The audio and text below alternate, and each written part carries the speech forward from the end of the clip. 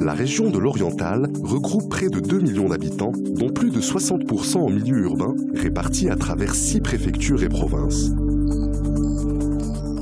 Elle s'étend du nord au sud sur la partie est du royaume.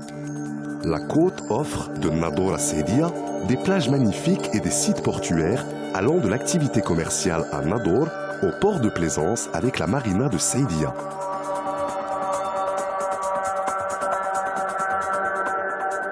C'est là que se jette la Moulouya, qui compte parmi les grands fleuves du Maroc, régularisé par les barrages Mohammed V et Mashra Hamadi.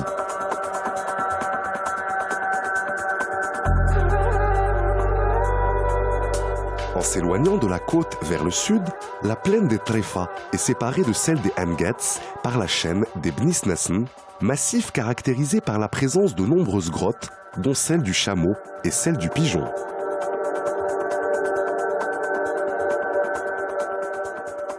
Passé les Bnisnassen et la plaine de Tchaourirch, qui abrite une présence humaine de longue date, on atteint les contreforts du Rqam, où se niche Dabdou, une ville dotée d'un important patrimoine juif et musulman.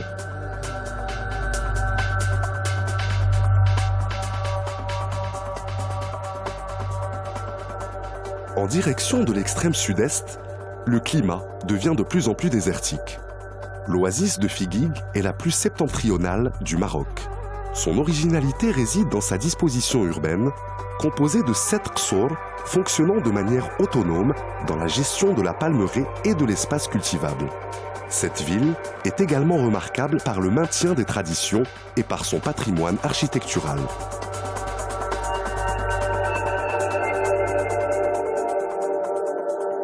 En remontant vers la capitale régionale Oujda, via Bouarfa, Tchandrara et Ain Beni Menthar, on traverse les hauts plateaux domaine de l'Alpha.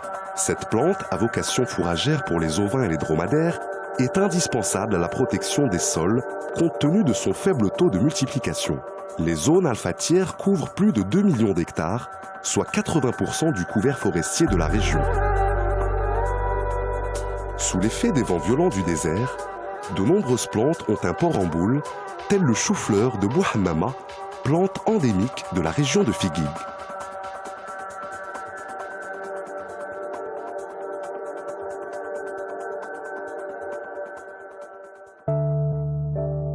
Retour sur la côte méditerranéenne en passant par Oujda pour arriver à Seydia, nouvelle station balnéaire du plan Azur. La construction de cette station dans une zone humide à forte salinité a engendré en particulier un problème de traitement de ces eaux usées.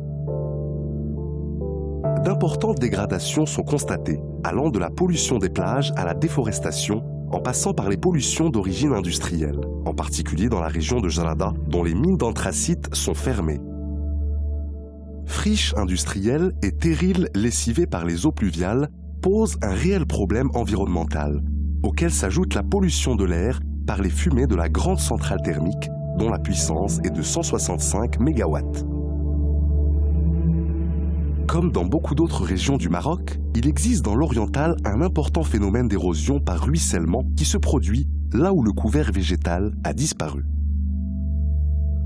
Les constructions nouvelles se font souvent aux dépens des zones cultivables et d'espaces à protéger comme à Oujda et Nador.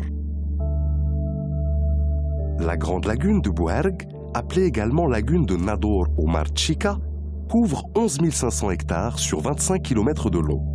Elle est aujourd'hui très polluée par les rejets d'eau usée de la ville de Nador en raison de l'absence d'une station d'épuration fonctionnelle, de la densification de l'urbanisation et de la pression touristique et balnéaire qui, en outre, fragilise le cordon littoral.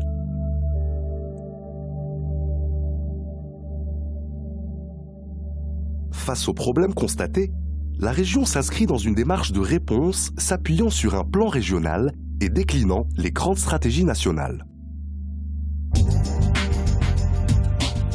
Pour dynamiser et structurer le secteur de la pêche artisanale, de nouveaux sites de pêche et points de débarquement ont été créés, comme celui de Ras El Ma. Nador accueille également un centre régional de recherche halieutique destiné à préserver les espèces marines et lagunaires. La lagune est parmi les plus productives de la Méditerranée. L'estuaire de la Moulouya a été classé site d'intérêt biologique et environnemental et site Ramsar en raison de la biodiversité végétale et animale qu'elle abrite. Certaines espèces de poissons endémiques et rares dans les zones marécageuses doivent être protégées. 10 autres cibles existent d'ailleurs dans la région. Les actions en milieu urbain touchent aussi bien les aménagements de voiries et les espaces verts que les grands équipements d'assainissement. Corniche à Nador et Seydia, valorisation d'espaces publics, réhabilitation d'un patrimoine historique et culturel, création de lieux de détente de proximité et réaménagement du parc Lella Aïcha à Oujda. Dans des villes moyennes comme Berkane, le monde associatif s'est mobilisé pour sauver le parc des cigognes d'une opération immobilière. Le traitement des eaux usées par lagunage de la ville d'Oujda est en cours de réalisation. Il s'agit d'un lagunage aéré complété par des bassins de maturation dont les effluents seront réutilisables à des fins agricoles, alors que les petits centres comme Berkane, Bouarfa et Tchaouirirt disposent de stations de lagunage et que Nador aura bientôt une station à bout activée. À Oujda, les déchets solides sont traités dans une décharge contrôlée pourvue d'un système de récupération du biogaz qui fournira de l'énergie électrique et d'une station de traitement des lixivia pour éviter l'infiltration de substances toxiques dans la nappe phréatique.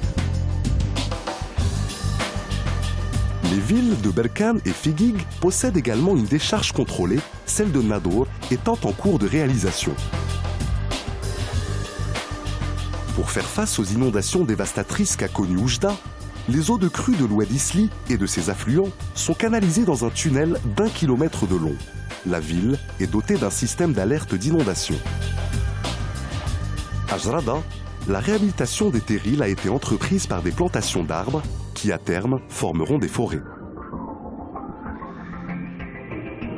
Pour promouvoir un tourisme respectueux de l'environnement, une opération de récupération des déchets flottants a été mise en œuvre dans la lagune de Nador, assortie du nettoyage des plages le long de la côte méditerranéenne.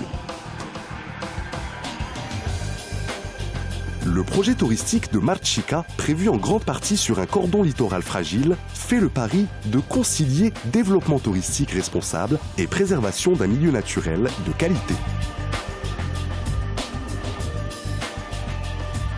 Un des grands chantiers de la région de l'Oriental est la centrale thermosolaire de Ain Beni Mthar, dont la puissance actuelle est de 300 MW et sera à terme de 472 MW. Elle vise à en faire un pôle énergétique qui valorise les énergies renouvelables et qui s'inscrit dans une stratégie nationale, voire internationale, de développement durable.